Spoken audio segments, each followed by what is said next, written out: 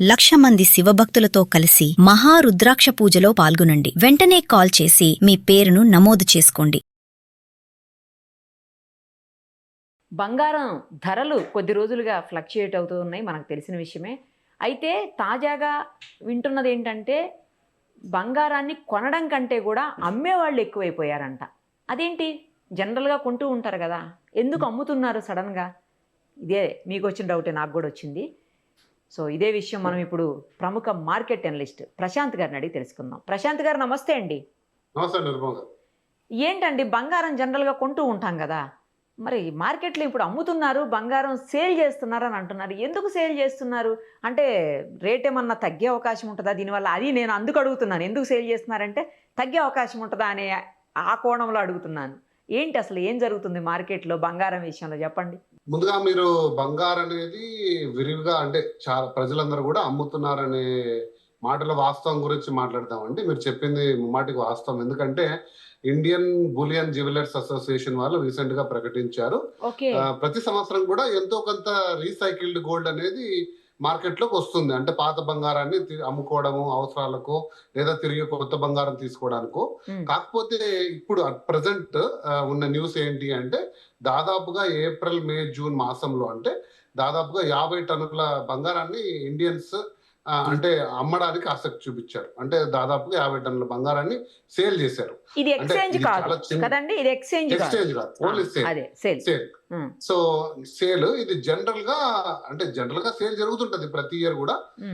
Last year ఇదే time తో పోలిస్తే దాదాపుగా 50 to 70% ఇది అధికంగా ఉంది అనేది ఒక న్యూస్ ఐటమ్. ఇది డెఫినెట్ గా అంటే క్రెడిబుల్ న్యూస్, అంటే ఇండియన్ బులియన్ జ్యువెలర్స్ అసోసియేషన్ వాళ్ళు వ్యక్తపరిచింది. ఇక్కడ మనం చూడాల్సింది ఏంటంటే ఇది చాలా చిన్న మొత్తం. అంటే మీరు చాలా మంది బంగారం మీద ఆసక్తి ఉన్న వాళ్ళకు ఒక చిన్న డేటా పాయింట్ ఏంటంటే ప్రపంచంలో ఇప్పటి వరకు బంగారం మొత్తం కూడా వెలికి తీసింది మైండ్ గోల్డ్ ఒక 2 లక్షల టన్నులు ఉంటుంది. 2 లక్షల టన్నుల్లో దాదాపుగా భారతీయుల దగ్గర బ్యాంకుల్లో కానీ అంటే రిటైలర్స్ గా జ్యువెలర్స్ అంటే మన ఇళ్లలో కానీ 30,000 టన్నులు ఉందన్నది ఒక అంచనా.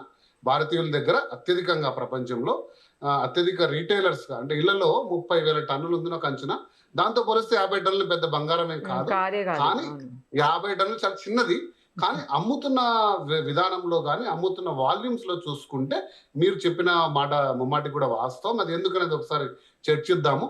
బట్ కాకపోతే ముందుగా బంగారం రేటు దాని స్థాయి గురించి ఒక చిన్న మాట కామెంట్ చేసి అటు వెళ్దాం. బంగారం రేటు డెఫినెట్ గా మనం అనుకున్న స్థాయి కంటే కూడా దాదాపుగా 1,40,000, 1,39,000 24 క్యారెట్ల బంగారం నాకు తెలిసి ఇయర్ టైంలో ఇదే లీస్ట్ అనమాట. దాదాపుగా 1,39,000 24 క్యారెట్, 1,21,000 అరౌండ్ 22 క్యారెట్, 1,22,000 లో 22 క్యారెట్ బంగారం వెళ్ళడం అనేది జరిగింది. ఇది అసలు భారతదేశంలో బంగారం ఎంత అమ్మినా కొనినా ఈ రేట్కి దానికి తేడా ఉండదు. ఎందుకంటే గోల్డ్ అనేది డిటర్మైన్ అనేది అంతర్జాతీయంగా డిటర్మైన్ అవుతుంది.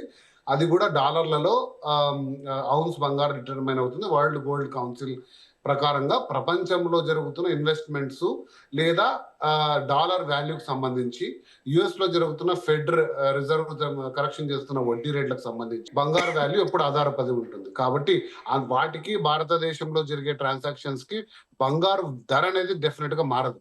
ఇక్కడ మీరు ఒక 100 టన్నులు 500 టన్నుల బంగారు ఇక్కడ అమ్మినా కూడా ప్రపంచంలో ధర అనేది ఖచ్చితంగా తేడా రాదు. సో బంగారు ఆ రేంజ్ లో ట్రేడ్ అవుతుంది. కాబట్టి మనం వాస్తవంగా చూసుకుంటే ప్రపంచంలో ఆర్థిక మాంద్యం కాకుండా కూడా ద్రవ్యోల్బణం, ఇన్ఫ్లేషన్ అంటారు. అమెరికాలో ఇన్ఫ్లేషన్ భయం పట్టుకుంది. దాదాపుగా వస్తువుల ధరలన్నీ పెరుగుతున్నాయి. కాబట్టి వాళ్ళ సెంట్రల్ బ్యాంక్ ఫెడ్ రిజర్వ్ ఇక వడ్డీ రేట్లను తగ్గించకూడదు, వీలైతే పెంచాలని సంకేతం ఇవ్వడము, అక్కడ ఉండే బాండ్ ఈల్డ్స్ ఇస్తున్న రిటర్న్స్ చాలా లాభదాయకంగా ఉండడంతో ఇన్వెస్టర్లు అందరూ కూడా బాండ్ ఈల్డ్స్ వైపే మొగ్గు చూపడంతో బంగారం అనేది కాస్త ప్రేమ తగ్గడం, దాని వాల్యూ తగ్గడం జరిగింది గత 2-3 నెలలుగా. ఎందుకంటే 2024 లో మొదలైన బంగారు అప్రత్యాశంగా దాదాపు డబల్ అయింది. 25%, 28% 24 లో ఇచ్చింది, 75% 25 లో ఇచ్చింది.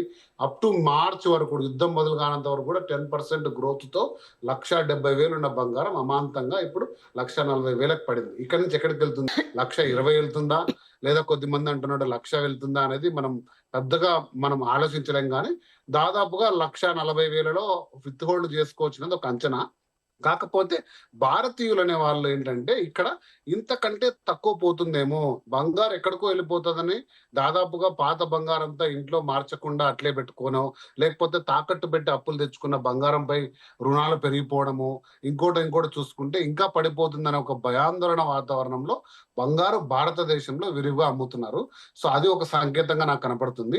ఇక 2 ఏంటి అంటే ప్రాఫిట్ బుకింగ్. కొద్దిమంది దాదాపు లాస్ట్ ఇయర్ లో మంచిగా అంటే మనం వీడియోస్ చేస్తున్న టైంలో చాలా మంది 80,000 90,000 తీసుకున్న వాళ్ళందరూ కూడా ఇంకా తగ్గుతుందేమో ప్రాఫిట్ బుక్ చేసుకుందాం, వీలైతే తగ్గితే మళ్ళీ కొందాం 1,20,000 కొందాం ఏముంది అని చేసి వాతావరణంలో జరగడం జరిగింది. ఎందుకు చెప్తున్నానంటే ఇది వాస్తవంగా నేను 2-3 అంటే నేను రెగ్యులర్ గా సుమన్ టీవీ ద్వారా వీడియోస్ చేస్తుంటాను కాబట్టి నాకు వచ్చే కాల్స్ సంఖ్య పెరిగింది. ఏం చేయాలి, కొంచెం అవసరం ఉంది, ఇప్పుడు అమ్ముకోవచ్చా, ఇంకా దరిదాపుల్లో పెరిగే సంకేతాలు అయితే లేవు కదా అంటే ఇప్పుడులో పెరగకపోవచ్చు అంటే అయితే ప్రస్తుతానికి కొంచెం అమ్మేసి మళ్ళీ తగ్గితే చూద్దాంలే, లేదా పెరుగుతున్న ట్రెండ్ లో ఉంటే మళ్ళీ చూద్దాంలే అనే వాతావరణంలో ఉంది. కొద్దిమంది క్యాష్ వైపు ఎక్కువ ప్రిఫర్ చేస్తున్నారు. గ్లోబల్ గా పరిస్థితులు బాగాలేవు, రియల్ ఎస్టేట్ మార్కెట్ కూడా ఆశాజనకంగా లేదు. ఎందుకంటే రియల్ ఎస్టేట్ మార్కెట్ లిక్విడ్ కాదు. ఈరోజు అత్యవసరం వస్తే మనం ఖచ్చితంగా ప్లాట్ అమ్మి డబ్బులు తీసుకోలేము. సో అది ఎప్పటికైనా పోవచ్చు, ఎంతకైనా పోవచ్చు. అదే బంగారం అంటే క్యాష్ లాగా ఉంటది. ఆ బంగారు క్యాష్ వాల్యూని ఎందుకు తగ్గించుకోవాలి? మార్కెట్లో ఇప్పుడు వడ్డీ రేట్లు దాదాపు 7 to 8% ఉంది, లేదా ప్రైవేట్ గా లెండింగ్ చేసుకున్న కూడా 12% తక్కువ లేదు.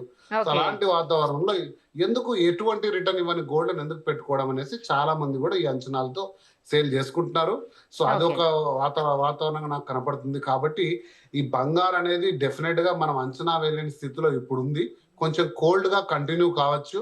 ఇంకా ఇంత నుంచి అయితే నేను అందరూ ప్రెడిక్ట్ చేస్తున్నట్టు ₹1,00,000కి 1,10,000 పడిపోతుంది నేనైతే స్థిరంగా అనుకోవట్లేదు. బట్ ఏదైనా చెప్పొచ్చు. అందుకే నేను ఎప్పుడు ఈ స్టాచ్యూరీ వార్నింగ్ ఇస్తుంటాను. మనం ఇచ్చే చర్చల ద్వారా, మనం చేసే అంచనాల ద్వారా ఎవరు బంగారు కొనొద్దండి, అమ్మద్దండి. మీ యొక్క అంచనాలు వేసుకోండి. ఇప్పుడు ప్రస్తుతం ఉన్న కారణాలు మాత్రం మనం విశ్లేషించవచ్చు, కానీ ఖచ్చితంగా ఈ రేటు కొనుక్కోండి, ఆ రేటుకి అమ్ముకోండి అంటూ మనం ఎప్పుడు విశ్లేషణ చేయం. సో కాబట్టి అంచనాలు ఎవరు ఏలేరు, ఒకవేళ వేస్తున్నారంటే అది డెఫినెట్ గా కూడా తప్పే. కాకపోతే ఈ కోల్డ్నెస్ చాలా రోజులు కంటిన్యూ కావచ్చు. బట్ బంగారు అనేది 200 దేశాల బ్యాంకుల దగ్గర ఉంది, పెద్ద పెద్ద ఇన్వెస్ట్మెంట్ల రూపంలో ఉంది కాబట్టి అమాంతంగా పడిపోయే సాధనం అయితే కాదు. తరతరాలుగా కొన్ని వేల సంవత్సరాలుగా బంగారు అనేది ఒక ఇన్సూరెన్స్ అసెట్ గా ప్రజలని, రాజ్యాలని, దేశాలని ఆదుకుంది, మనల్ని కూడా ఆదుకుంటది. కాబట్టి అమాంతంగా ఏదో అయిపోతుందని మాత్రం నేను ఎప్పుడు ఆ విశ్లేషణ ఆ రేంజ్ లో ఎప్పుడు చేయను, అది నేను నమ్మను కూడా. సో కాబట్టి దాన్ని ఆచితూచి వేయండి. బహుశా ఇప్పుడు కొంచెం చల్లగా ఉంది, అనుకున్న స్థాయిలో ఫాస్ట్ గా ఎదగకపోవచ్చు, అంత ఫాస్ట్ గా పడదు కూడా. బట్ కాకపోతే మీకున్న పరిస్థితుల్లో మీరు గోల్డ్ తాకట్టు పెట్టుకోవచ్చు, లేదా మీరు ఇంకా ఇన్వెస్ట్మెంట్ చేసుకోవాలనుకుంటే ఇది కూడా ఒక రైట్ టైమే. అంటే తగ్గుతున్నప్పుడు కొనుక్కోవడం అనేది కూడా ఒక వైజ్ ఇన్వెస్ట్మెంటే. మీ పరిస్థితులను బట్టి వెళ్ళండి. బట్ అది ఏదో అయిపోతుందని చెప్పి ప్యానిక్ సెల్లింగ్ అయితే చేయొద్దండి. ఏదో బంగారు 1,00,000 కింద పడిపోతుంది, ఈ రోజు ఉన్నదంతా అమ్మేసుకుందాం, మళ్ళీ ఏమైపోతుందని అంచనాలతో వెళ్ళొద్దండి. మీ ఆర్థిక స్థితిగతులు చూడండి, న్యూస్ ని కూడా అంచనా వేసుకోండి. ఏదో వదంతులను నమ్మద్దండి, 1,00,000 కిందకి పడిపోతుంది టపా అని చెప్పేసి. మన భారతదేశ పరిస్థితులను బట్టి, లేదా ఒక మోడీ గారు స్టేట్మెంట్ ఎందుకు ఇచ్చారు, మన యొక్క డాలర్ కి ఇండియన్ రూపీ వాల్యూ, మన ట్రేడ్ డెఫిసిట్ కోసం మోడీ గారు ఇచ్చారు. కానీ బంగారు ధర ఏదో పడిపోబోతుంది మీరు కొనుక్కోవద్దనే సంకేతం కాదు. అసలు అది కంప్లీట్లీ డిఫరెంట్. మనం ఇంపోర్ట్ ఎక్కువ చేసుకుంటాం, దాదాపు $70 బిలియన్ లాస్ట్ ఇయర్ ఇంపోర్ట్ చేసుకున్నాము. అంత మొత్తం మన దేశం పైన భారం పడితే అన్ని డాలర్లు అనేది ఖరీదైపోయి రూపాయి అనేది క్షీణిస్తుంది. కాబట్టి మీరు ఒక సంవత్సరం ఆపుకోండి అన్నారు, కానీ బంగారు ధరలు ఏదో తగ్గుతాయనో ఇంకోటి అయిపోతుంది అనేది కాదు. అది ఆ ప్రచారంలో వాస్తవం లేదు.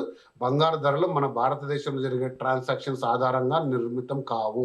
ఖచ్చితంగా ప్రపంచ దేశంలో పరిస్థితులను బట్టి అవుతాయి. అవి ఇంకొక 6 నెలలు సెటిల్ కావచ్చు. మళ్ళీ భారతదేశంలోనే కాదు, ప్రపంచ దేశాల్లో ద్రవ్యోల్బణం స్థాయి కిందికి వచ్చి బ్యాంకులు వడ్డీ రేట్లు తగ్గిస్తే బంగారు ధర ఖచ్చితంగా రెక్కలు వస్తాయి. ఆ రోజులు మనం చూస్తాం. అప్పటి వరకు కొంచెం ఆచితూచి వేయండి అని నేను చెప్తాను. ఏదైనా 1,00,000 కింద అయితే పడదు కదా, అది గ్యారంటీ. 1,20,000 వరకు కూడా దాదాపు రాకపోవచ్చు అండి నిరుపమ గారు. ఎందుకంటే లాస్ట్ టైం 1,40,000 వచ్చినప్పుడు మళ్ళీ తిరిగి పుంజుకొని 150 వరకు వెళ్ళింది. బట్ ఇప్పుడు చాలా కోల్డ్ గా ఉంది. 140 చాలా రోజుల నుంచి ఉంది. 140 అనేది 1,00,000 కిందికి వచ్చే బంగారం ఛాన్సే లేదండి. 1,20,000 వరకు కూడా రాకపోవచ్చు. బహుశా కొంచెం కోల్డ్ అవుతుండొచ్చు.